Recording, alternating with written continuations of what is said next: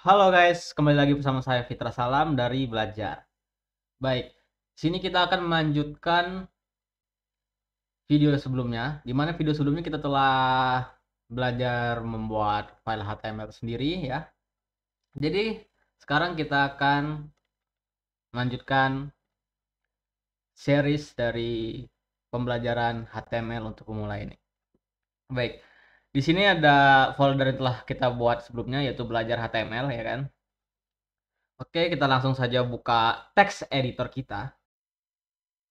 Oke, baik. Kita sekarang sudah berada di dalam text editor kita yaitu Visual Studio Code. Oke, di sini adalah folder yang telah kita buat ya sebelumnya. Kita langsung buka aja filenya. Nah, ini adalah file yang telah kita buat pada video sebelumnya ya. Oke, pada kesempatan kali ini saya akan membahas elemen dari HTML sendiri ya. Jadi elemen HTML itu bisa disebut juga dengan tag ya. Jadi seperti ini tag head dengan tag pembukanya, tag penutupnya, kemudian ada tag body ya, tag pembukanya, dan ada tag penutupnya gitu. Jadi apa sih kegunaan dari tag itu, fungsinya tag itu? Jadi fungsi tag itu adalah untuk menampilkan konten ya, isi konten yang ada di browser kita, yang dijalankan di browser kita, misalnya seperti gambar, paragraf, terus video, dan masih banyak lagi ya. Nggak cuma ini aja, pokoknya tag yang ada di HTML itu banyak pokoknya. Oke, jadi pada kesempatan kali ini saya akan membuat sebuah paragraf ya, sebuah paragraf. Jadi sebelumnya kita coba untuk menjalankan file HTML ini di browser kita. Oke, kita masuk ke folder yang telah kita buat itu ya. Terus kita jalankan, kita klik ya. Oke, ini sudah tampil di browser kita ya. Sama belajar HTML. Oke, kita langsung kembali ke Visual Studio Code. Oke, jadi untuk menulis sebuah konten yang dapat muncul di browser kita atau dijalankan di browser kita itu di dalam tag body ya, seperti hierarki yang ada di HTML sendiri ya. Jadi head itu title gitu. Jadi di head itu jangan nulis buat paragraf ya. Jadi buat paragraf atau video, gambar, dan sebagainya itu ya, untuk menampilkan konten-konten yang ada di browser kita, itu kita tuliskan di body. Oke, jadi kembali ke paragraf sendiri. Untuk membuat suatu paragraf, kita di Visual Studio Code ini sudah enak ya, sudah ada pluginnya ya. Jadi kita tinggal tuliskan P. Nah, sudah ada ini, kita bisa pilih atau klik enter atau tab, serah kalian. Kita klik enter dan sudah dibuatkan tag pembukanya dan tag penutupnya. Oke, jadi untuk ngebuat sebuah paragraf itu nama tagnya yaitu tag P ya. Kita gunakan pakai P, yaitu paragraf. Oke, kita tuliskan misalnya hello world gitu ya. Oke, jangan lupa disimpan. Jika sudah, jangan lupa disimpan karena di sini saya sudah mengaktifkan auto save, jadi tidak perlu capek-capek Ctrl S ataupun simpan secara manual. Oke.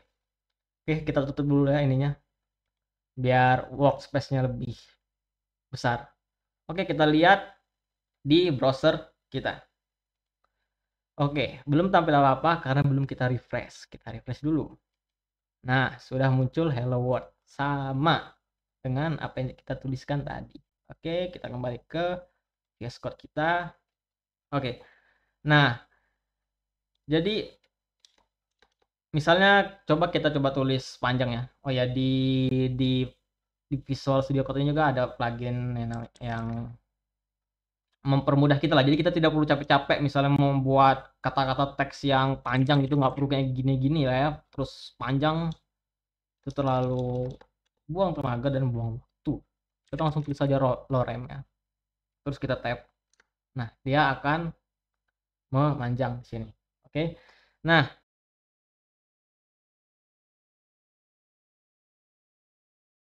sebelum kita lanjut, pastikan kalian mengaktifkan word wrap kalian. Jadi misalnya kita klik view, kalian aktifkan ini nih word wrap. Jadi kalau misalnya kita nggak aktifin ya, dia bakal teksnya ini bakal panjang terus sampai ke kanan. Jadi kita harus nge-scroll dulu gitu tuh kan panjang kan. Jadi susah kita ngelihatnya kan. Agar lebih enak gitu kita dalam mengcoding, kita aktifkan word wrap-nya. Jadi dia akan menyesuaikan dengan layar VS Code kita. Misalnya kita coba kecilin ya, minimize. Ketika kita kecilin, nah jadi teksnya itu bakal menyesuaikan gitu kan. Itu kegunaan dari word wrap ini ya. Oke. Baik.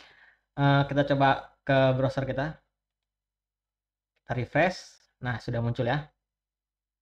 Nah, gimana sih caranya misalnya kalau kita mau buat garis baru atau line baru lah ya.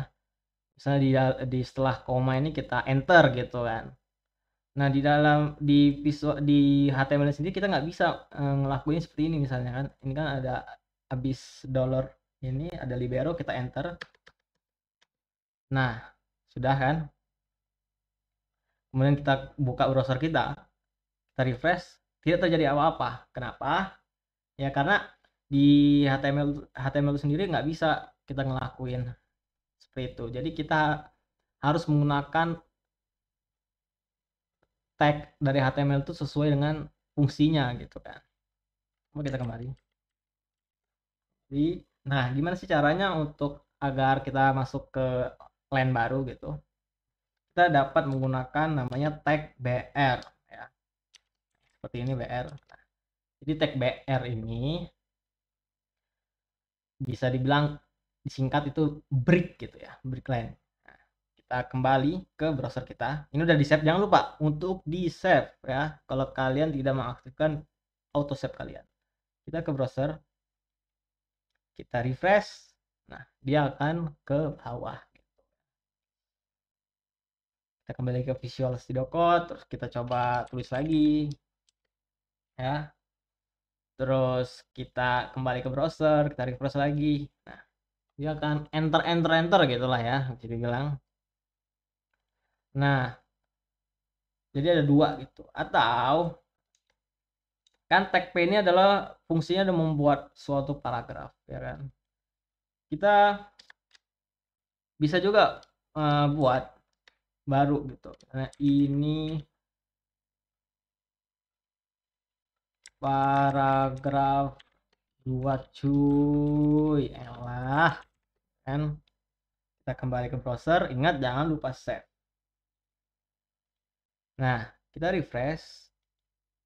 Nah, ini adalah paragraf 2 cuy. Elah gitu. Ini kenapa yang paragraf pertama ini kembali ke panjang ini karena tadi tag BR-nya itu telah kita hapus. Oke, mungkin untuk saat ini sekian. Jadi kita telah mengetahui lah ya gimana caranya membuat sebuah paragraf. Oke, jadi sampai jumpa di video berikutnya.